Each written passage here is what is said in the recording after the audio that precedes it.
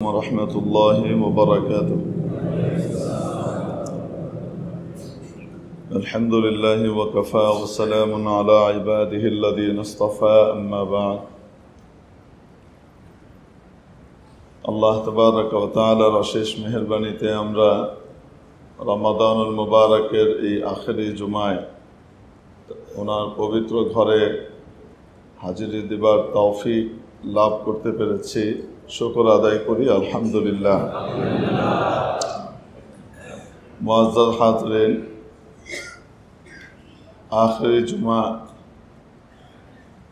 মানে হলো হাসরাত, অনুতাপ এবং হিসাব নিকাশের জুমা। প্রথম জুমা বড় আগ্রহ, উদ্দীপনা, আমলের সংকল্প এবং আমলের প্রতি পরিপূর্ণভাবে নিজেকে উৎসর্গিত করবার জমা। আর আখেরি জুমাতে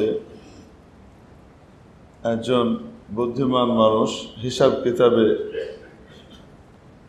ব্যপ্ত হয়ে যায় এবং হিসাব কিতাবে লাগে যে আমার মাস আসলো, কতটুকু করলাম, কি করলাম, কি করার ছিল, কতটুকু করলাম, কি করলাম, सामने की करनी। सुबह का भटका हुआ अगर शाम को वापस आ जाए तो उसे भुला हुआ नहीं कहते। একটি উর্দু কাহাওয়াত আছে যে কোনো ব্যক্তি সকালবেলায় হারিয়ে গেছে, কিন্তু যদি সন্ধ্যাবেলায় সে ফিরে আসে নিজের বাড়িতে, তাহলে সে হারিয়ে গেছে এটা বলা হয় না। কোনো ব্যক্তি কাজ শুরু করেছিল রমাদানুল মুবারকের শুরুতে, রমজানের শেষে এসে দেখতে পেল হায় হায়, মাঝখানে তো আমি অনেক গাফলত এবং অনেক অসতর্কতার ভিতরে আমার সময়টুকুকে পার করে ফেলেছি, সময়টুকুকে পরিপূর্ণ কাজে লাগাতে পারিনি। অতএব বাকি সময়টুকুর পরিপূর্ণ সদ্ব্যবহার করতে হবে। এই নিয়তে এইভাবে যদি নতুন করে আবার সংকল্পবদ্ধ হয়, তাহলে সেও হারিয়ে গেছে, কালের আবর্তে হারিয়ে গেছে, শয়তানের পাকের ভিতরে পড়ে গেছে, সেটাও বলা হয় না। সে আবার কি করে, তার নিজের লক্ষ্যের পানে ছুটে চলবার জন্য যে রাস্তা, সে রাস্তায় সে আবার ফিরে আসে। মেরে মুহতারাম দোস্ত, এই জন্যে সামনে ঈদ আসছে। ঈদ কার জন্য ঈদ? ঈদ কেনই বা ঈদ বলা হলো এটাকে? ঈদটা রবিউল সানি মাসে বা জুমাদাল উখরা মাসে কেন হলো না? রমাদানের শেষে শাওয়ালের ঠিক প্রথম তারিখেই কেন ঈদ হলো? আবার আরেকটা ঈদ দেয়া আছে জিলহজ মাসের 10 তারিখে, ওটা ওই জিলহজ মাসের 10 তারিখেই কেন দেয়া হলো? এটা পরে বা আগে কেন হলো না? কারণ হলো ঈদ মানে হলো আনন্দ, ঈদ মানে হলো ফুর্তি।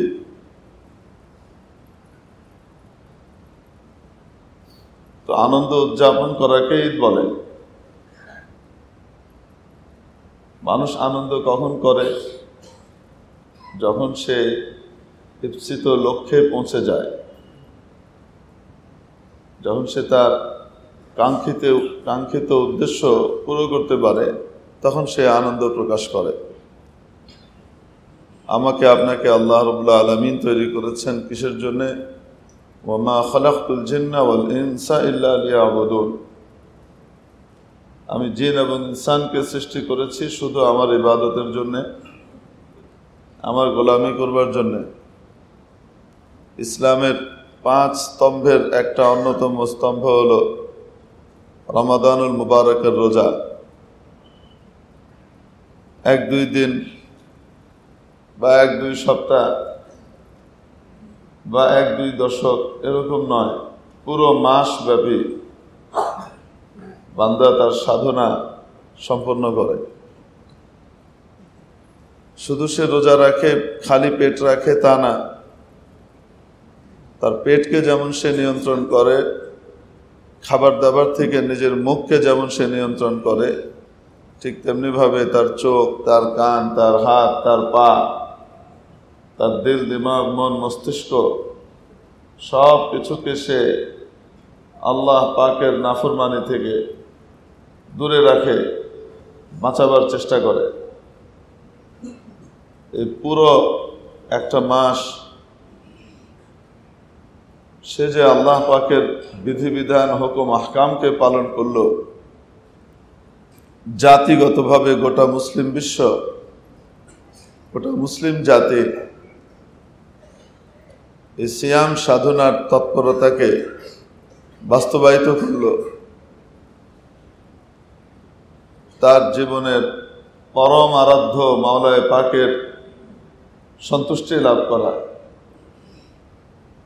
আল্লাহ রাব্বুল আলামিনের ইবাদত করা, এই ইবাদতের বড় একটা ধাপ যেহেতু সে সম্পন্ন করে, তাই এই ধাপ সম্পন্ন করবার কারণে লক্ষ্যের পথে অনেক দূর এগিয়ে যাবার কারণে তাকে আনন্দের অনুমতি দেওয়া হয়েছে এবং তাকে উৎসব করতে বলা হয়েছে। কোনো ছাত্র যখন ভালো করে পড়ালেখা করে, তারপর পরীক্ষা দেয়, পরীক্ষা দেওয়ার পরে তার খুব ভালো রেজাল্ট হয়, সেই রেজাল্ট দেখবার পর সে কি করে? খুব আনন্দিত হয়। সেই রেজাল্ট দেখে সে আনন্দিত হয় এবং ইনাকে ওনাকে দেখায়, কেউ দেখতে চাইলে সে দেখায় এবং আনন্দ প্রকাশ হিসেবে সে মিষ্টি খায়, অন্যকে খাওয়ায়, আত্মীয় স্বজনকে, বন্ধু বান্ধবকে মিষ্টান্ন এবং প্রিয় দ্রব্যাদি দেয়, গিফট করে, খাওয়ায়, আনন্দ করে। রেজাল্টটা বের হওয়ার আগ পর্যন্ত কিন্তু আনন্দ করে না। আনন্দটা কখন করে? যখন রেজাল্ট হাতে পায়, ফলাফল যখন হাতে পায়, তখন গিয়ে সে আনন্দটা করে এবং এই আনন্দটা স্বতঃস্ফূর্ত একটা আনন্দ হয়, কেউ বলে দেয়া লাগে না।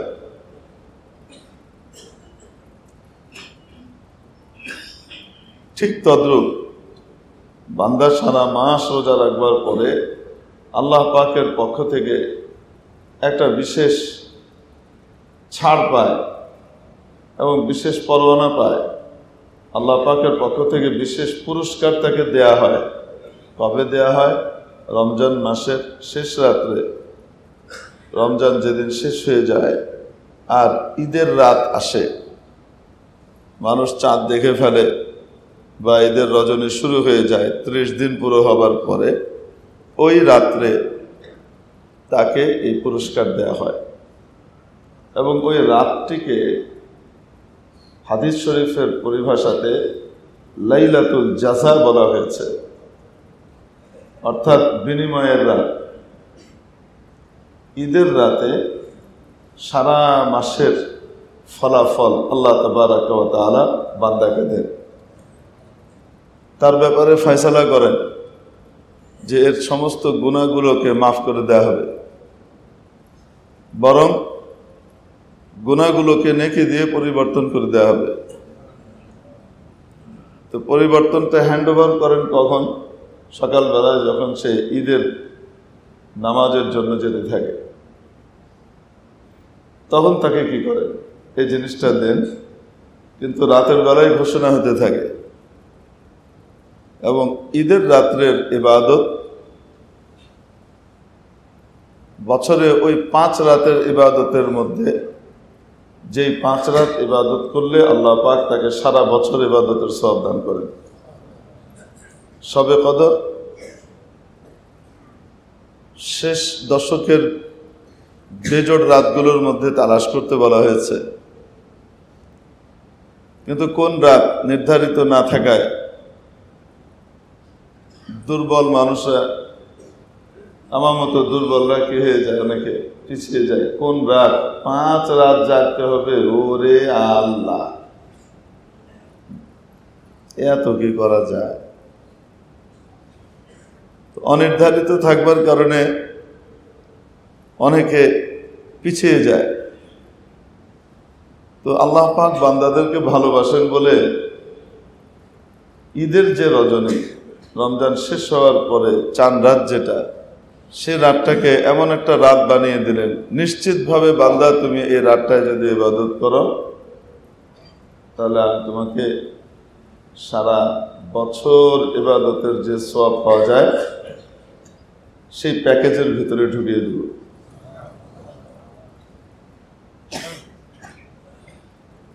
মেরে মুহতারাম দোস্ত, এই জন্য ঈদের রাতটাকে কাজে লাগাবার চেষ্টা করা। ঈদের রাতটা মার্কেটিংয়ের রাত নয় যে দোকানওয়ালারা 2 লাইনের কোনো একটাতে যাবে, বেচা বিক্রি, মাল বেশি উঠিয়েছে এখনো বেচা বিক্রি হয়নি, অর্থাৎ অল্প দামে মাল ছেড়ে দিবে, তাই মার্কেটিং পিছাতে পিছাতে নিয়ে ঈদের রাত পর্যন্ত রেখে দিয়েছে। তো ঈদের রাতে ইনশাআল্লাহ সব কি করব, মার্কেটিং করব, অল্প দামে সব কিছু কিনে টিনে ফেলবো। দোকানদাররা ঠকলো না জিতলো, এটা পরের কথা। ওই রাতটা মার্কেটিংয়ের জন্য রেখে দেবার রাত নয়। সাহাবায়ে কেরাম এই রাতটাতে সারা রমজান এর মধ্যে যে পরিমাণ ইবাদত করতেন, এই রাতটার ভিতরে তার চেয়ে বেশি গুরুত্ব আরোপ করতেন, কারণ এটা নিশ্চিত নির্ধারিত রাত। 5 রাতের এক রাত, যে রাতে কি হবে, ইবাদত করলে আল্লাহ সারা বছরের ইবাদত এর সওয়াব দান করেন। এবং কত রকমের সংখ্যা, রেজাল্ট বের হওয়ার আগের রাতে যেমন একজন পরীক্ষার্থীর ভিতরে কত রকমের সংখ্যা কাজ করে, আশা আকাঙ্ক্ষা, আবার তার পাশাপাশি বহু রকমের সংখ্যা কাজ করে, কত অ্যাক্সিডেন্টই তো হয়। চমৎকার পরীক্ষা দিয়েছে, সবগুলো পেপার জবরদস্ত পরীক্ষা দিয়েছে, জীবনে কখনো কোনো পেপারে সে ফেল করে নাই। ফেল করা তো দূরের কথা, 80-র নিচে নম্বর পায়নি, এরকম ভালো ছেলে। দেখা গেল বোর্ড পরীক্ষার ভিতরে তার একটা পেপারের কি আসেনি। এরকম অনেক দুর্ঘটনা ঘটে না? খাতা দেখার ক্ষেত্রে বা নিরীক্ষণের ক্ষেত্রে বা কোনো ঝামেলাতে কোনো একটা প্যাচের ভিতরে পড়ে, অথবা একজনের নম্বর আরেকজনের সাথে উঠে গেছে, উল্লেখ করে লেখার সময় আরেকজনের একজনের জায়গাতে উঠে গেছে, রিভিউ হওয়ার পরে পরে ফয়সালা হবে, সেটা তো বহুত পরে, কিন্তু তার আগেই কত রকমের দুর্ঘটনা ঘটে। একজন পরীক্ষার্থী কত শঙ্কার ভেতর দিয়ে সে তার সময়টাকে পার করে, উদ্বেগ উৎকণ্ঠা তার ভিতরে থাকে, কি হবে কি হবে, কালকে কি হবে কি হবে। তো আমার জন্য যে আল্লাহ পাক কালকে ঈদের দিন দিয়েছেন, ওই ঈদটা আমার জন্য ঈদ হবে তো, রমাদানটা আমি ঠিক ওভাবে কাটাতে পেরেছি তো যে উনি খুশি হয়ে গেছেন, নাকি আমার জন্য সেই গুনাহ খাতা যেটা রমজানের আগেও আমার কাছে ছিল, সেই গুনার ভাগ এখনো আমার কাঁধের মধ্যে রয়ে গেছে, এখন আমি পরিষ্কার হতে পারি নাই। কারণ রমজান এমন এক প্যাকেজ নিয়ে আসে, মুমিনের সমস্ত গুনাহকে সে পুড়িয়ে দেয়, ভস্মীভূত করে দেয়, জ্বালিয়ে দেয়। জ্বালিয়ে পুড়িয়ে সারখার করে রাখ বানিয়ে ফেললে যেমন আর কোনো ডকুমেন্ট থাকে না, ওটাকে দিয়ে আর কোনো সময় কোনো আলামত পেশ করা যায় না।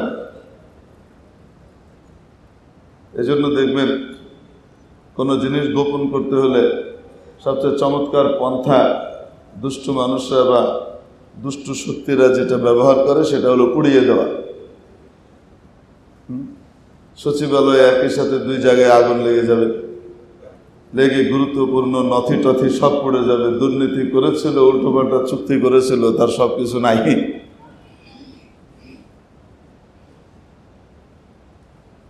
কত কিছু হয় না দুনিয়াতে, এগুলো হতে থাকে। পুড়িয়ে দিয়ে সব আলামত ধ্বংস করে দেয়, আর খুঁজেই পাওয়া যাবে না, কিছুই তো নাই, কি করবে? তো রমাদান এর শব্দের অর্থই হলো মহাদার্যকারী। এই মাসটার নাম আল্লাহ রমাদান রেখেছেন, এর অর্থ কিন্তু ভস্মীভূতকারী, দাহ্যকারী, একদম পুড়িয়ে দেয়, যে ভস্মীভূত করে। রমজান, এই মাসটাকে রমজান কেন নামকরণ করা হয়েছে, কেন এটার নাম রমাদান রেখেছেন আল্লাহ পাক, যেটার মধ্যে আল্লাহ পাক এই পরিমাণ রহমত বর্ষণ করেন এবং এই পরিমাণ ক্ষমা আল্লাহ করেন, সামান্য সামান্য ছুতোয় বান্দাকে মাফ করতে থাকেন।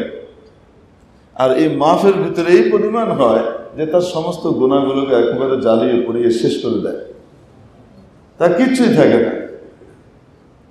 রমজান আসে, তার সমস্ত গুনাহকে একেবারে পুড়িয়ে দেয়, কোনো অস্তিত্বই নাই।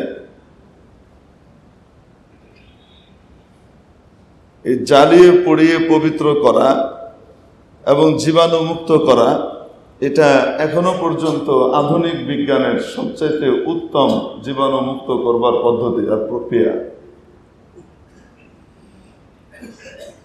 হিট দিয়ে এটাকে শেষ করে ফেলা। অপারেশন করার পরে যে সেটটা দিয়ে অপারেশন করা হয়, যা কিছু ওটার ভিতরে ব্যবহার হয়েছে বা ওই সেটের সাথে যারা যারা ছিল, এই সব কিছুকে পাঠিয়ে দেওয়া হয় আবার বিশেষ মেশিনের ভিতরে। সেই মেশিনের ভিতরে ঢোকার পরে এটাকে নতুন করে স্টেরিলাইজড করে আবার কি করে বের করে, তারপরে গিয়ে এটা আবার আরেক রোগের ক্ষেত্রে ব্যবহার করে।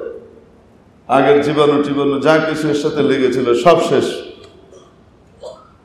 ব্যবহৃত কাপড় চোপড় যা আছে সব সিদ্ধ করবার জন্য পাঠিয়ে দেয়, শুধু ওয়াশ না, ওটা সিদ্ধ করা হয় গরম পানি দিয়ে, বিশেষ তাপমাত্রার পানি দিয়ে সিদ্ধ করে ওটাকে একেবারে পুরো জীবাণু মুক্ত করে তারপরে বিশেষ প্রক্রিয়ায় শুকিয়ে স্থির করে তারপরে আবার এটা ব্যবহারের জন্য দেওয়া হয়। সার্জন, ডাক্তার সাহেব, ওটি বয়, নার্স, যারা ওটির যে ড্রেস পরে, বিশেষ পোশাক পরে, নিজের কাপড় চোপড় আলাদা করে রেখে ঢোকার আগ দিয়েই আলাদা চেঞ্জিং রুম আছে, ওটার ভিতরে সব কিছু চেঞ্জ করে নতুন করে সেট পরে গিয়ে কাজ শেষ করে। কাজ টাজ করবার পরে ওখান থেকে কোনো জীবাণু লাগুক চাই না লাগুক, লাগতেও পারে, অতএব এই সেট বাদ।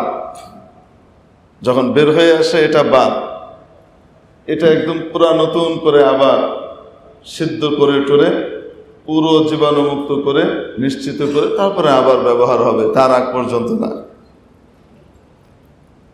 হিট দিয়ে গরম করে বিভিন্ন প্রক্রিয়ায়, এক কথায় জ্বালানো পোড়ানো বা তাপ দিয়ে জীবাণু মুক্ত করবার যে প্রক্রিয়া, এটা আজও বিজ্ঞান স্বীকৃত এবং এটা সামনেও চলবে।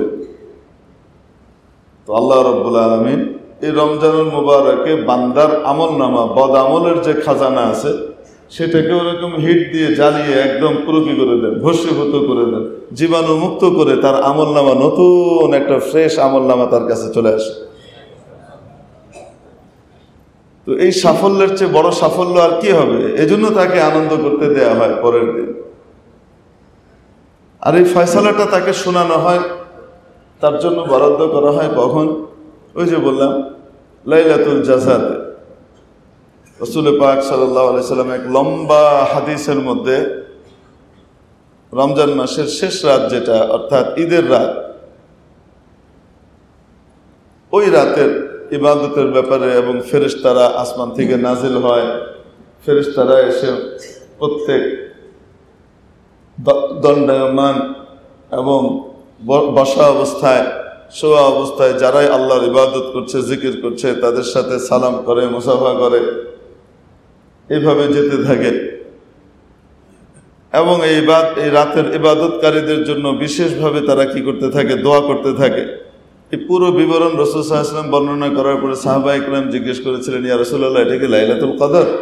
নবীজি বলেন, না, এটা লাইলাতুল কদর না, বরং এটা হলো লাইলাতুল জাযা। এটা বিনিময় রাত, বিনিময় রজনী। বান্দা যখন তার, কোনো ব্যক্তি যখন তার কাজ সম্পন্ন করে, তাকে যেমন মজুরি বুঝিয়ে দেওয়া হয়, এই রাতে তাকে মজুরি দেওয়া হয়, তার মজুরির ফয়সালা হয়। তো যে রাতে আমার মজুরির ফয়সালা হবে, সেই রাত কি উল্টোপাল্টা করবার, গান বাজনার ভিতরে ডুবে যাবার, নাকি সেই রাতকে বড় জবরদস্ত তরিকায় কি করবার, কাজে লাগাবার রাত? শেষ মুহূর্তে এসে নিজের জীবনকে নতুন করে সাজাতে হয়, আল্লাহ পাকের কাছ থেকে নিজের ফয়সালাগুলো করিয়ে নিতে হয়, নিজের সমস্ত ফয়সালাগুলো করিয়ে নিতে হয় আল্লাহ পাকের কাছ থেকে। কারণ নিশ্চিতভাবে জানা আছে এই রাতে আল্লাহ দিচ্ছেন এবং দিবেন, বিপুল পরিমাণে দেন। বান্দা যা চায় আল্লাহ পাক তাকে দিতে থাকে। প্রিয় উপস্থিতি, এই জন্যে জানি না ডায়াবেটিস হয়েছে কি হয়নি, খালি মুখ শুকিয়ে যায়, মাঝে মাঝে একেবারে শুকিয়ে পুরো কাঠ হয়ে যায়। আল্লাহ পাক এই বেকার ব্যাধি থেকে গোটা জাতিকে হেফাজত করে। উম্মুল আমরাজ, এই এক রোগ 10 রোগকে দাওয়াত দিয়ে নিয়ে আসে। আসেন আসেন, তাশরিফ আনেন, আমি তো এসে গেছি, আপনি এবার না আসলে কিভাবে হয়, এরকম করে দাওয়াত দিয়ে নিয়ে আসে। আল্লাহ পাকের কাছে আমিও দোয়া চাই, আপনাদের জন্য দোয়া করি, যাদের হয়েছে বা হয়নি আল্লাহ পাক সকলকে এই রোগ থেকে মুক্তি দান করেন।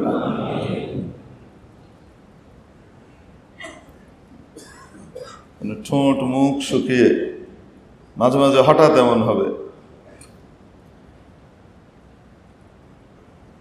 অনেকে বলে একটু মাপতে টাপতে, মাপা আসলে দরকার।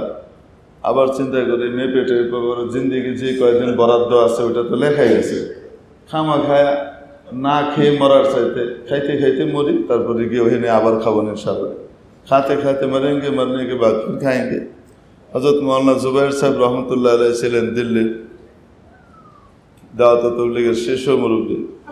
এইরকম মোটা ছিলেন, ইয়া মোটা। উনি কোনো গাড়িতে বসলে সেই গাড়ির চাকা সাঁই করে ডেবে যেতে একদম চাক্ষুষ পরিষ্কারভাবে, কিন্তু খেতেনও মাশাআল্লাহ। মানে মানুষ বলে না একটু কম কম খান, স্লিম ফ্লিম হবে। তো জিজ্ঞেস করছে, হযরত ইतना खा रहे हैं तो ये होगा वो होगा, मौत आ जाएगी जल्दी जल्दी। तो कहेंगे खाते खाते मरेंगे, मरने के बाद फिर खाएंगे। আল্লাহ নেক বান্দা ওরকমই আরাম করে মরছে এবং তারপরে কি হয়েছে, মওতের পরেও হয়তো খাইতেছে, আল্লাহ ভালো জানে। হযরত ইমাম মুসলিম রহমতুল্লাহ আলাইহি, মুসলিম ইবনুল হাজ্জাজ আল কুশাইরি, নাম তো শুনেছেন ইমাম মুসলিম রহমতুল্লাহ আলাইহি, যিনি মুসলিম শরীফ লিখেছেন। মুসলিম শরীফের রচয়িতা ইমাম মুসলিম রহমতুল্লাহ আলাইহি রাতের বেলায় অধ্যয়ন করছেন, পড়ছেন। কত বয়স, পড়ছেন। তো রাতের খাওয়া ঠিক মতো খাওয়া হয়নি। তো বোন মায়া করে, আরে আমার ভাইটা এই পড়তে পড়তে জীবন শেষ করে দিচ্ছে, পড়ে আর পড়ায়, আর কোনো কাম নাই এই লোকের, খাওয়া দাওয়ারও কোনো খবর টবর নাই। তো ঝুড়িতে করে ছোট খাঞ্চায় করে খোরমা এনে দিয়ে গেছে, শুকনো খেজুর এনে দিয়ে গেছে পাশে। আর উনি পড়ছেন, যাওয়ার সময় বলে গেছে, ভাই এই যে কিছু খোরমা আছে এনে কিছু খেয়ে নেন।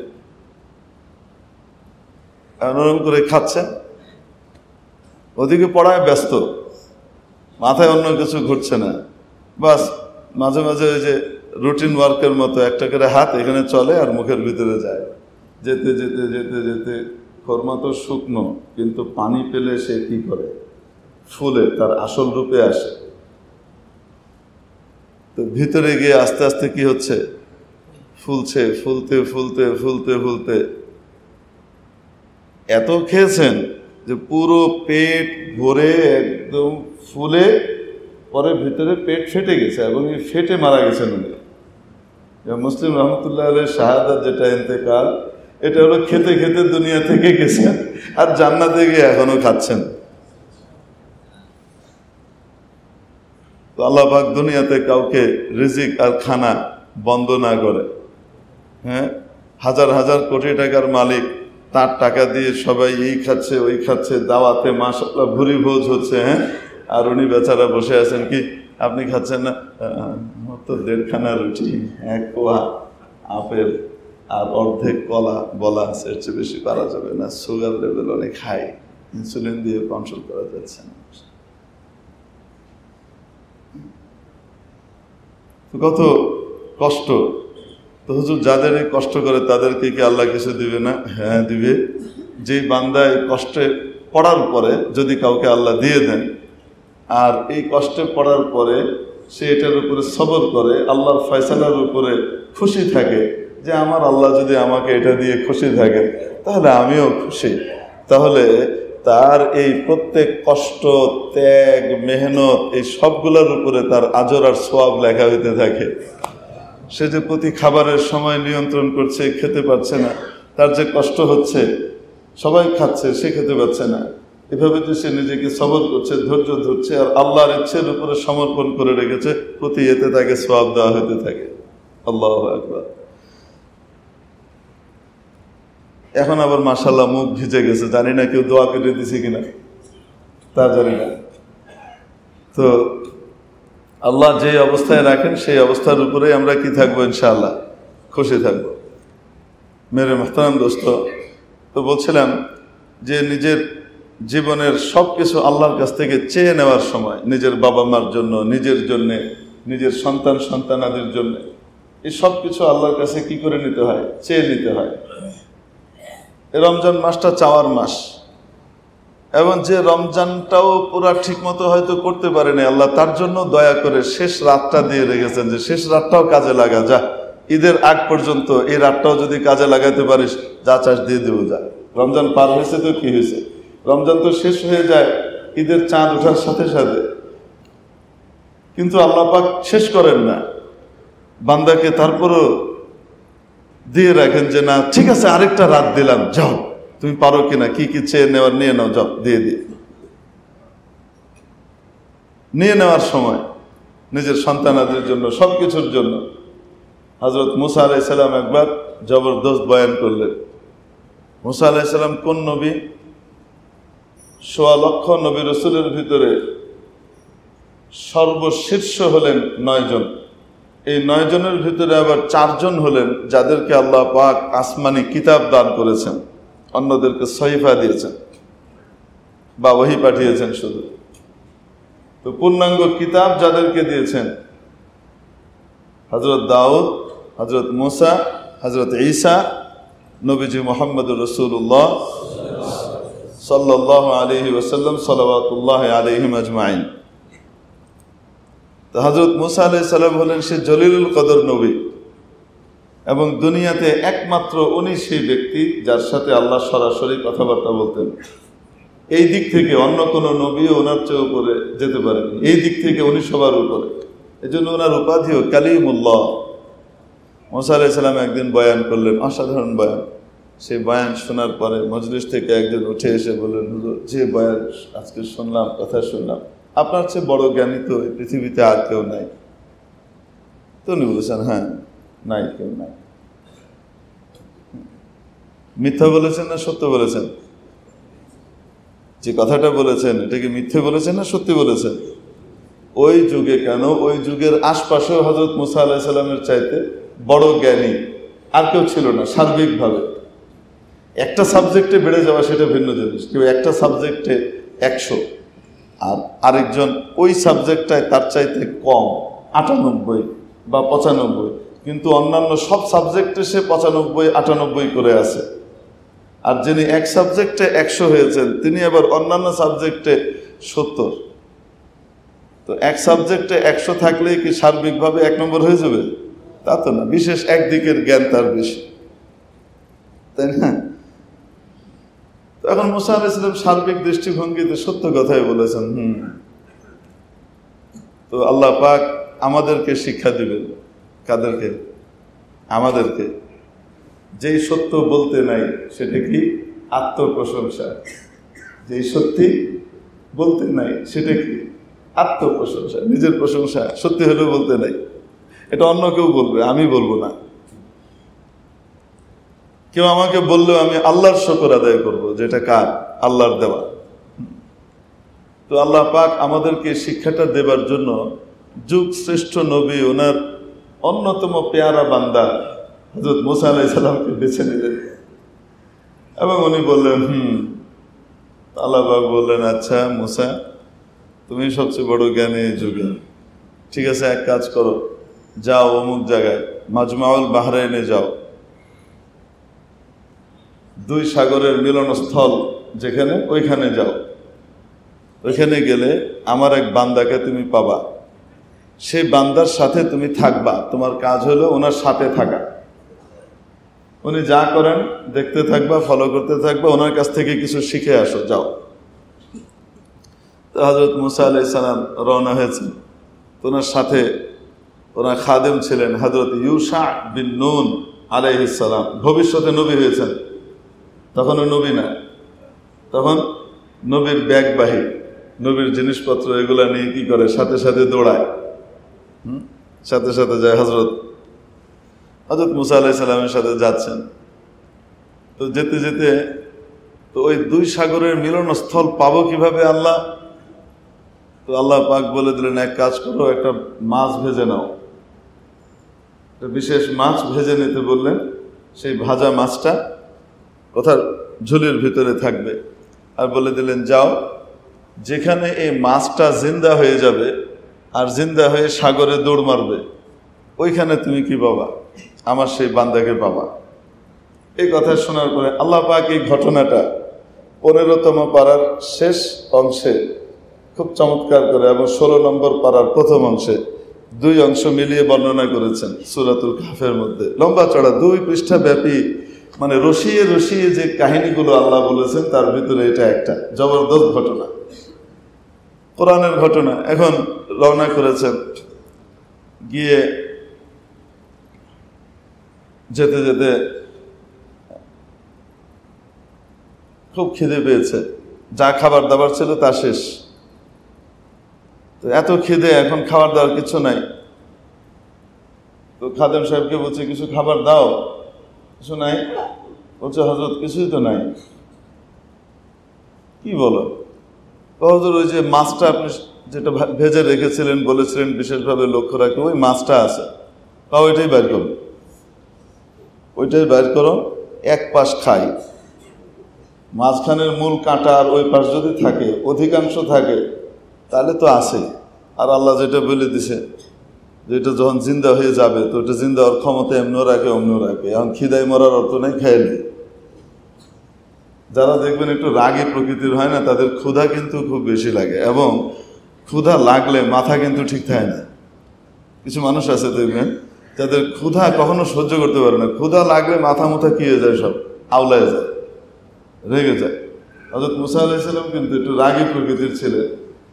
এই জন্য আল্লাহ বানিয়েছেন রাগী প্রকৃতির, উম্মত খুব টেড়া বেড়া ছিল এই টাইপের। এই জন্য ডান্ডা ছাড়া কিছু বুঝে না। তো এই জন্য ওই খিদে লাগলে খিদে আর কি করা যেত না, বরদাস্ত করা যেত না। আবার যখন খাওয়ার পরে ঠান্ডা হয়, তো এরকম ঠান্ডা মানুষ আবার খুঁজে পাওয়া যায় না, দেখবে। তো উনি দুজন মিলে, চলো আমরা মাছের অর্ধেক খাই। এই পাশটা পুরোটুকু খেয়েছে, মাঝখানের মূল হাড্ডি, মাথা, আর ওই পাশের ইয়েটা রেখে দিয়েছে। আর বলে দিয়েছে, চলো, যেখানে দেখবা এটা জিন্দা হয়ে চলে যাচ্ছে সাগরে, তখনই আমাকে কি করবা, মনে করাবা, ওটা আমাদের কাঙ্ক্ষিত সে জায়গা। আচ্ছা, ঠিক আছে। এখন যেতে যেতে যেতে যেতে এক জায়গায় গিয়ে ঘুমিয়েছেন, খুব মানে একটু রেস্ট নেওয়ার জন্য ঘুমিয়েছেন। যখন ঘুমিয়েছে, থলি থেকে মাছটা বের হয়ে সাগরের ভিতরে ফুর করে চলে গেছে, কিভাবে ড্রিল করার মতো, সারাবা এমনভাবে গিয়েছে, ওইটা একটা সুড়ঙ্গের মতো হয়ে আছে। মানে পানি ওখানে মিলে যায়নি, পানি ওখানে ওই মাছের যাওয়ার জায়গাটা আবার গোল হয়ে বিদ্যমান। কি অদ্ভুত জিনিস আল্লাহ দেখাচ্ছেন। এখন ঘুম থেকে ওঠার পরে কই ইউশা, জি হযরত, এই যে সামান রেডি। মানে মুসা আলাইহিস সালামের চেহারা দেখে আর ডাক শুনে ওই কথা ভুলে গেছে বলতে, যে হযরত মাছ তো গেছে না। তো তারপরে রওনা করছেন। একটু যাওয়ার পরে বলছেন, ইউশা, এত সফর করলাম, ক্লান্তি আসলো না? এখন কেমন যেন লাকাদ লাকিনা ফি সাফারিনা হাদা নাসাবা, খুব ক্লান্তি লাগছে, ব্যাপার কি? খিদাও লাগছে। মাছটা দাওতে দেখি বাকি অংশ খায়, আড্ডিটা থাকলেই চলবে। হযরত মাছ তো গেছে গা। কি, কখন গেল? যে আপনি যখন ঘুমিয়েছেন, ওমা আনসানিহু ইল্লা শাইতান ওয়া আনা আযকুরা, আমি আপনাকে মনে করানোর জন্য সারাক্ষণ বসেছিলাম, কিন্তু আপনার ঘুম ভাঙার পরে একদম বেমালুম ভুলে গেছে, শয়তান ভুলাই দিয়েছে। তো আচ্ছা, আরে ওই জায়গাটাই তো আমাদের জায়গা। যালিকা মা কুন্না নাবগি ফারতাদ্দা আলা আথারিহিমা কাসাসা। আবার তারা ফিরে ওই জায়গায় আসলেন। ফাওয়াজাদা আবদাম মিন ইবাদিনা, এসে দেখেন আল্লাহর এক বান্দা ঘুমিয়ে আছে চাদর মুড়ি দিয়ে। কাছে এসে দাঁড়ানোর পরে হযরতের ঘুম ভাঙুক, তারপরে আমি উঠাবো। হুজুর উঠেন, আল্লাহ আমারে পাঠাইছে আপনার কাছে, কি শিখাইবেন শিখান।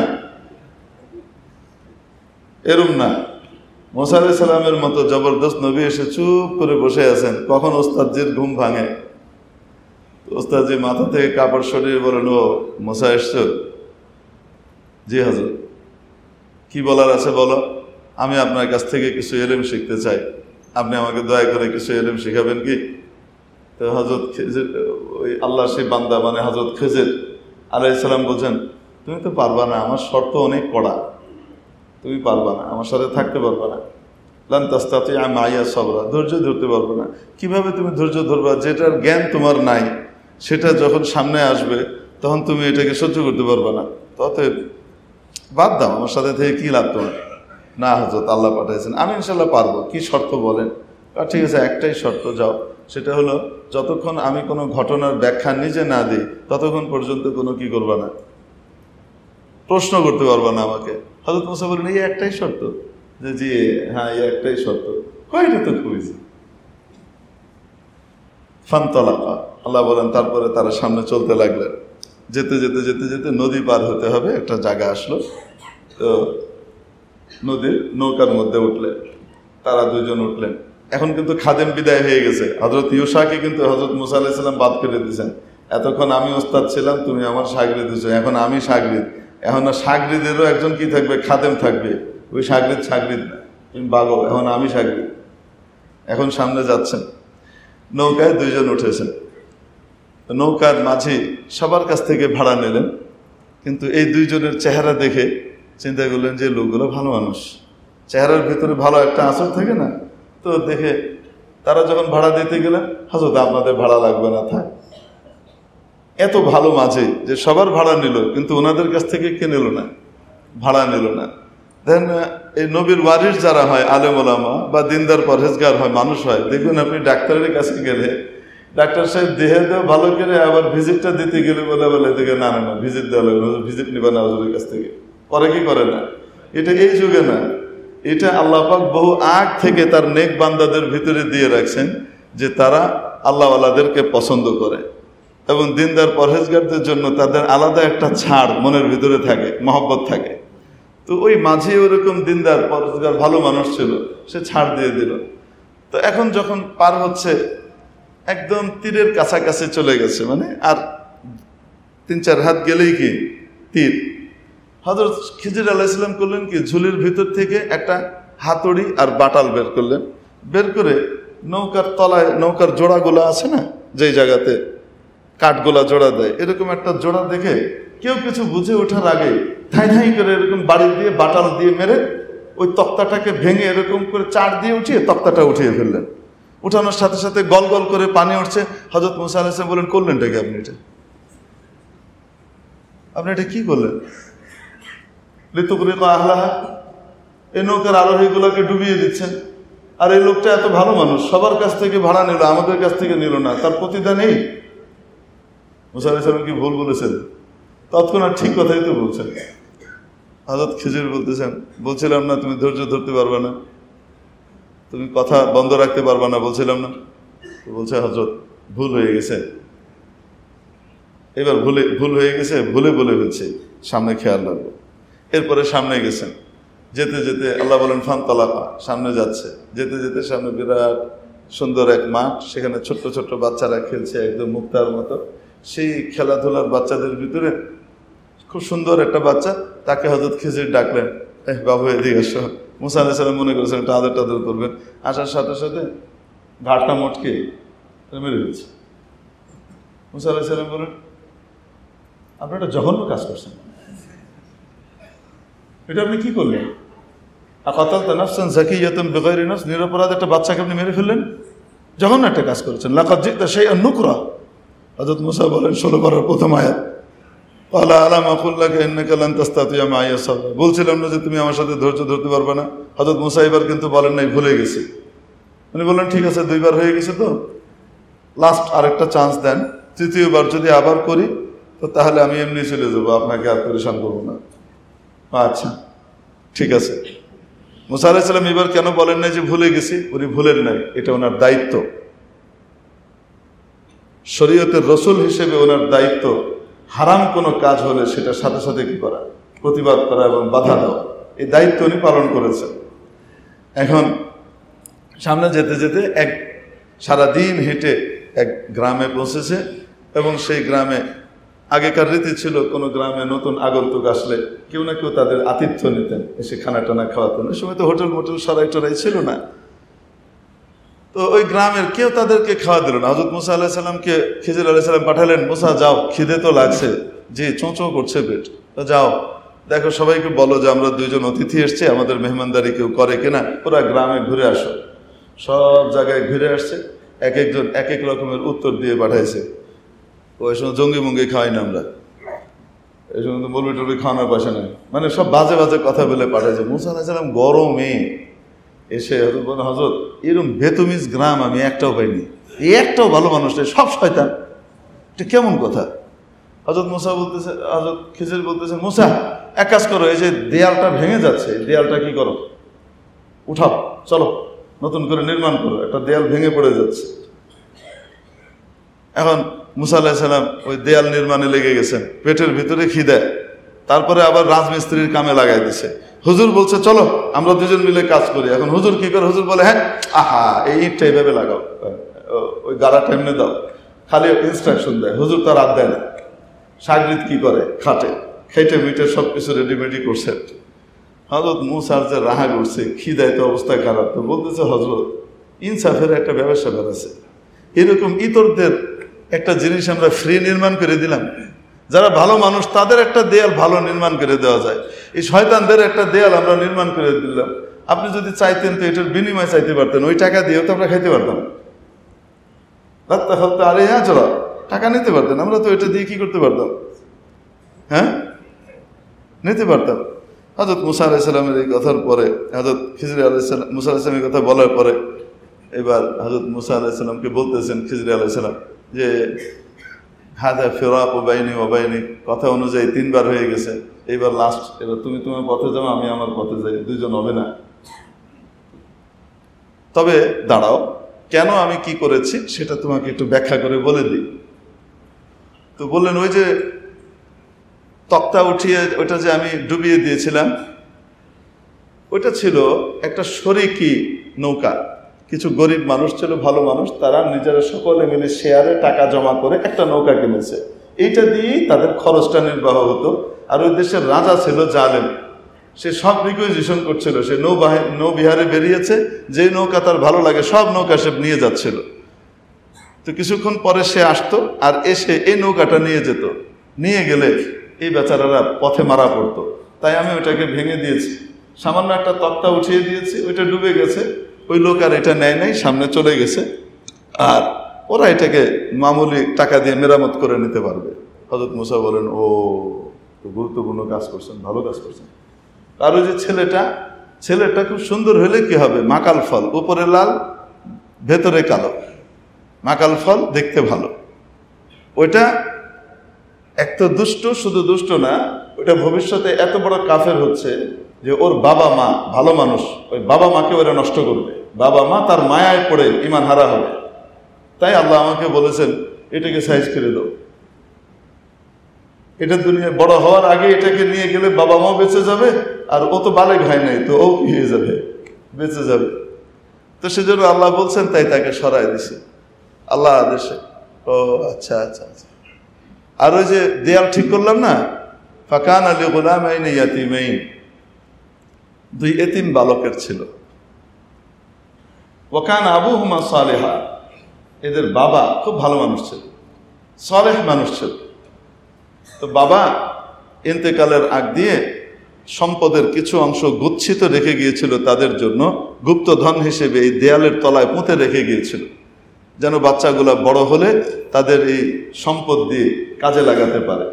এখন এই যে দেয়াল ভেঙে পড়ে যাচ্ছিল, তোমরা লক্ষ্য করেছো, বলো তো দেখি, এই যে দেয়াল পড়ে যাচ্ছে, এই অবস্থায় যদি পড়ে যেত তাহলে তুমি তো খানা আনার জন্য, মেহমানদারি নেওয়ার জন্য ঘুরে দেখে এসো এই এলাকার মানুষ কত ভালো, এরা সব নিয়ে যেত না, এতিমরা তো কিছুই পেত না।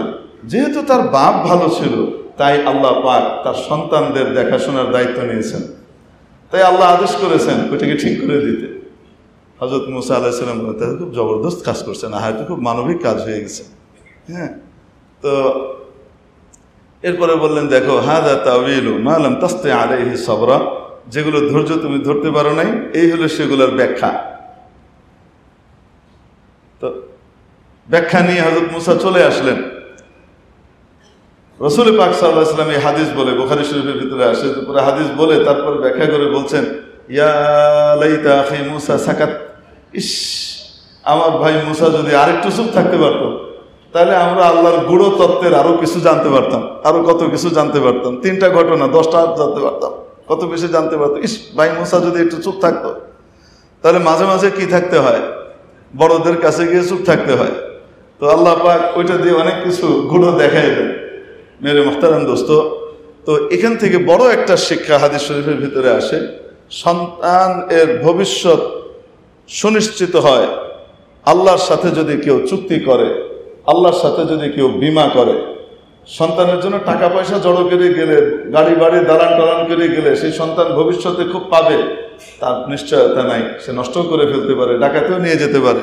কিন্তু বাবা মা যদি নেককার হয়, সৎ হয়, নামাজি হয়, দিনদার হয়, আল্লাহর হক আদায় করে, বান্দার হক আদায় করে, সব রকমের ইবাদতে নিজেকে নিয়োজিত করে, নামাজ পড়ে, রোজা রাখে, আল্লাহ রাস্তায় দান করে, আল্লাহকে খুশি করে, পরোপকার করে, তাহলে এই রকম বাবা মা দুনিয়া থেকে চলে গেলেও আল্লাহ পাক তার সন্তানদের দেখাশোনার দায়িত্ব নিয়ে রাখেন।